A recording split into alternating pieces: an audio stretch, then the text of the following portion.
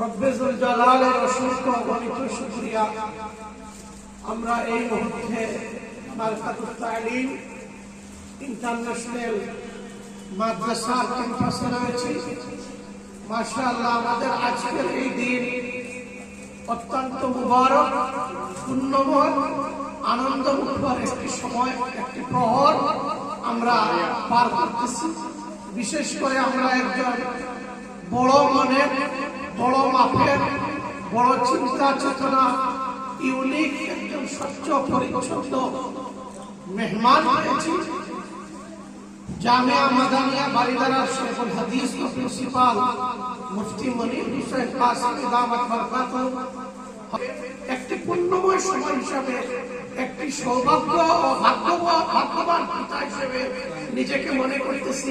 যদিও আমি অদম, কিন্তু আল্লাহ তাআলা এই অদমের দুই সন্তানকে হাফিজে কোরআন বানিয়েছেন।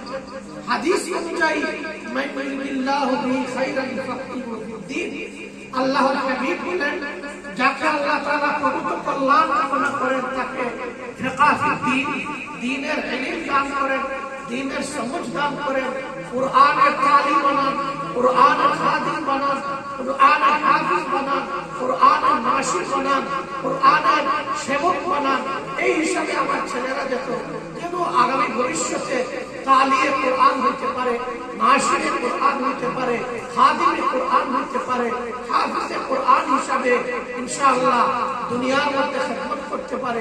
আমার এই সময়টাকে আমি খুব গর্ববোধ করছি। আমি এই সময়টাকে খুব মাসউদ, আল-ওয়াক্তুল মাবরুক, আল-ওয়াক্তুল মাকতুম, মুবারক সময় মনে করতেছি। আর আমি আমার হযরত, আমার মুরব্বী বারিদারা মাদ্রাসার প্রিন্সিপাল হযরতকে পেয়ে হযরত সময় দিয়েছেন, এটা অনেক বড় মনের পরিচয় দিয়েছেন। কোনো সময়ই নাই। এখন একটা প্রোগ্রাম ছিল ওনার, সেই কুমিল্লা লাগছিলাম, ওই সময়টা কেটে এখানে নিয়ে আসা। আবার একটু পরে জুয়ারের সাথে আর একটা প্রোগ্রাম আছে, জুয়ারের পরে আবার লাকসাম চলে যাবে।